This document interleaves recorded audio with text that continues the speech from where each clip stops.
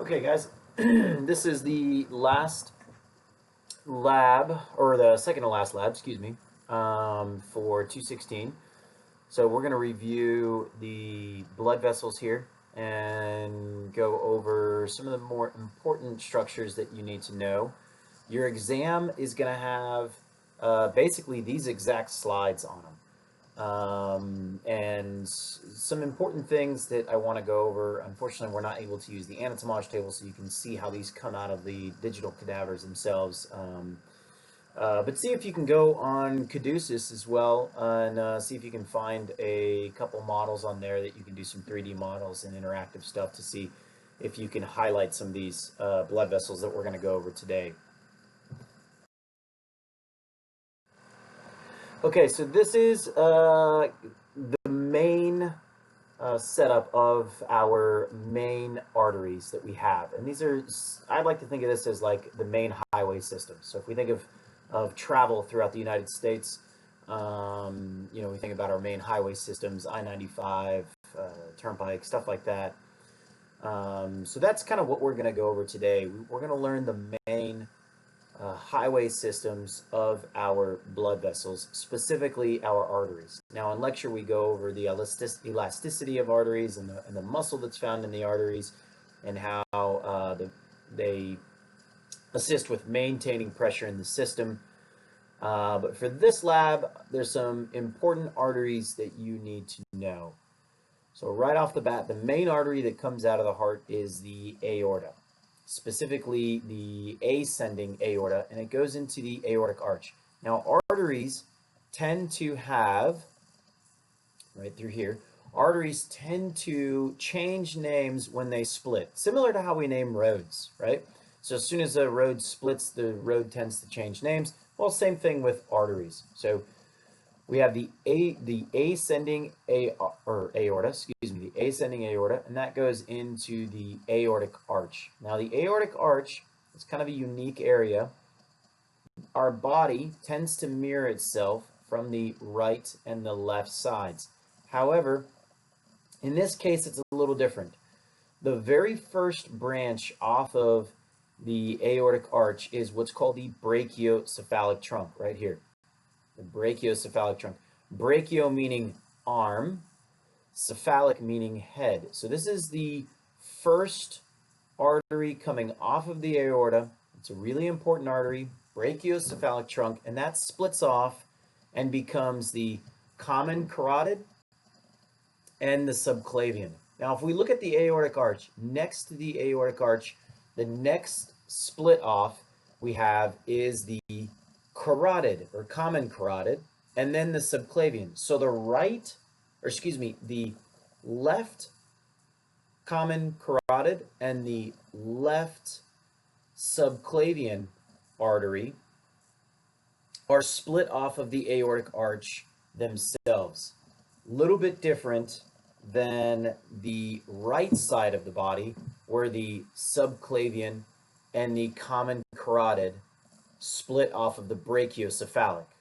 Okay, so the common carotid for the left and the subclavian for the left come directly off of the aortic arch, whereas the right side subclavian and the right side common carotid come off of the brachiocephalic. So that is an important aspect to denote. You need to know that. All right. From there, the main highway system, you can pretty much just go follow each blood vessel to where it splits, and then it changes names. For instance, the common carotid on both sides splits here into the external and internal carotid artery. The internal carotid artery goes into the brain and serves into what's called the circle of Willis. You'll learn about that in 217.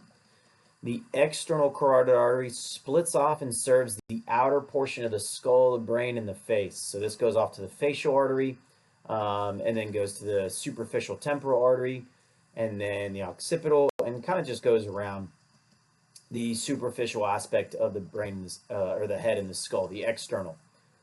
If we take the subclavian then continues on. There's multiple runoffs off of the subclavian. A lot of those you don't need to know. There is one that you do need to know that we'll learn in another slide. It's the long thoracic. It kind of goes down through the thoracic cage. But the subclavian artery goes underneath the clavicle, hence the name subclavian. And as soon as it gets to this region here, it becomes the axillary artery. And then it splits off here and becomes the brachial artery. And then eventually it comes down and it splits off, becomes the radial and the ulnar artery, and then comes into this area here into the palmar arch. Okay, and then you can see these different the different names here. But same thing on either side for this point. So the only difference is up here at the brachiocephalic, at the aortic arch itself, and then common carotid and subclavian. Another important structure, as the aortic or the aorta descends, it becomes the descending aorta. When it crosses the diaphragm, we tend to call it, or it changes names, into the abdominal aorta, and we're going to break down the arteries of our abdomen. Then the aorta, the abdominal aorta, splits off into the common iliac.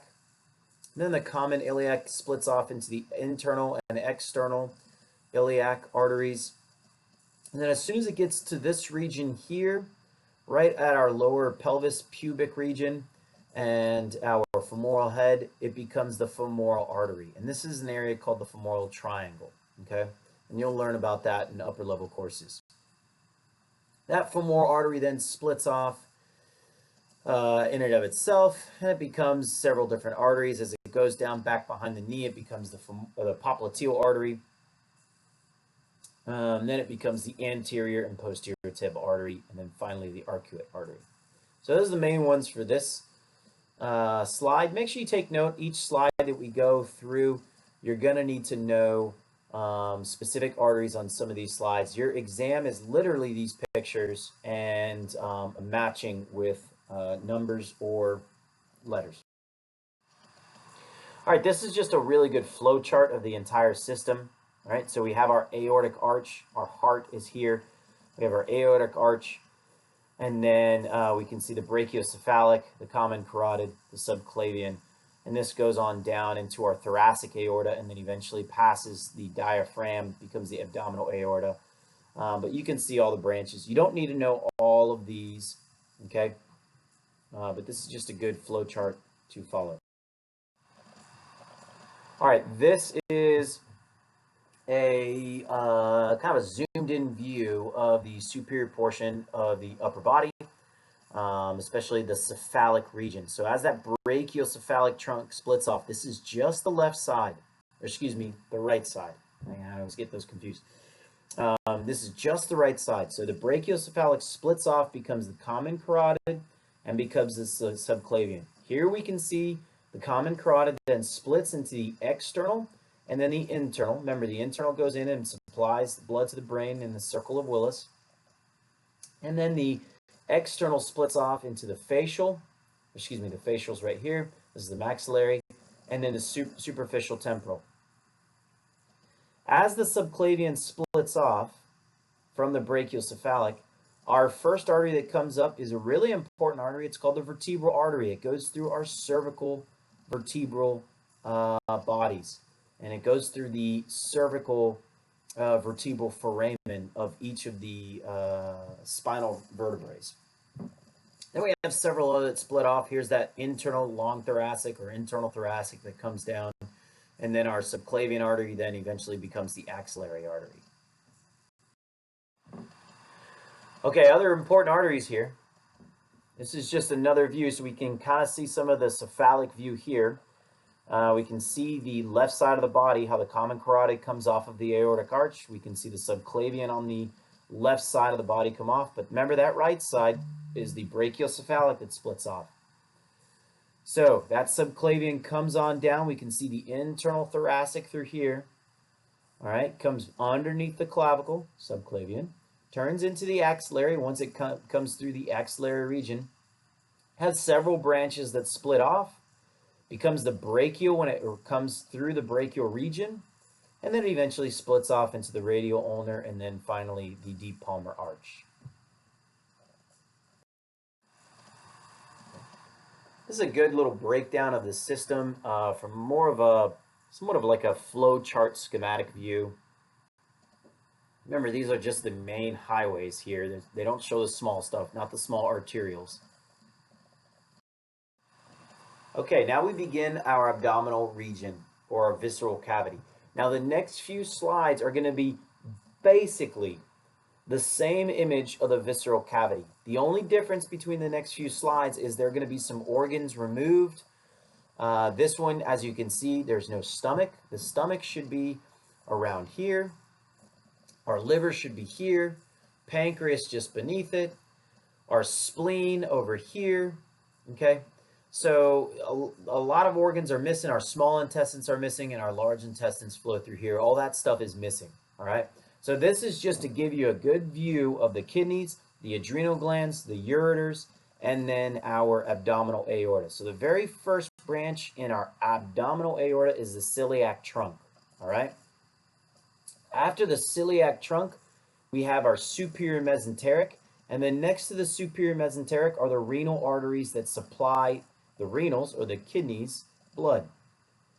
Going farther down, we have the gonadal arteries. This is also named the testicular artery in males or the ovarian artery in females. So we have the gonadal arteries on either side. They supply blood to the ovaries or the testes. And then down below farther, then we have the inferior mesenteric, and then eventually we split off into the common iliac artery on both sides. Those are the important arteries from this slide. Okay, in this slide here, we can see that the kidneys we don't have the kidneys, they would be behind here, but we have the stomach, the spleen, and the liver. That first trunk, celiac trunk, that supplies a lot of blood to our pancreas, our stomach. Then we have the hepatic artery. The common hepatic artery goes in, and the hepatic portal goes in and supplies blood to the liver. So the liver comes all the way across. We have the liver kind of half cut out. Here we can see our abdominal inferior vena cava, or inferior vena cava. That splenic artery comes down and across and innervates, or doesn't innervate, excuse me, supplies blood to the spleen. And then here we can see the view of the superior mesenteric artery. Remember, the mesenteric artery, whether it's superior and inferior, supplies blood to the mesentery and helps to supply some blood to the colon, which is this slide right here. So same image, but we don't have the small intestines, the stomach, the spleen, the kidneys. Okay, that's all been removed. So now this is just the mesentery and the colon. All right. So same thing, celiac trunk up top, superior mesenteric artery here, inferior mesenteric artery here. So what we're missing is the hepatic, we're missing the splenic, we're missing the gastric, we're missing the renal arteries. Okay, so all that stuff has been removed so that we can see the major view of the major arteries here, just the various mesenteric arteries. Okay, so this is our large intestines. Our colon is our ascending colon. Here's our appendix, transverse colon, descending colon, and then sigmoid colon and rectum here. Okay, now we're getting into the lower limb. Almost done with this real quick PowerPoint. We can see the abdominal aorta comes down, splits off into the common iliac on both sides. Then the common iliac changes into the femoral artery right about this region here. Okay, this is the femoral triangle. That femoral artery comes down. We get a split here. We get a deep artery of the thigh that splits off, becomes the lateral circumflex, becomes the medial circumflex. Okay. This femoral artery then comes down. When it goes back behind the knee, it becomes the popliteal artery. All right, and then eventually it splits off into the anterior artery and the posterior tibial artery. But the anterior tib artery comes up through the front of the foot down the medial aspect and becomes the arcuate. The posterior tib artery hugs the posterior aspect of the tibia, comes back behind the medial malleolus and innervate supplies blood to the bottom of the foot. Okay. Here's just another view of that posterior tib. By the way, the posterior tib also splits off and becomes the fibular artery, or otherwise known as the perineal artery. Okay, it goes right next to the perineal muscles or the fibularis muscles, and then goes along the posterior aspect of the lateral malleolus. And that is it for the arteries. So go through that. You can watch that several times. It's relatively short, only a 15-minute video. Kind of recapping and giving you the most important arteries. Make sure you watch this several times, take notes on it before you take your exam.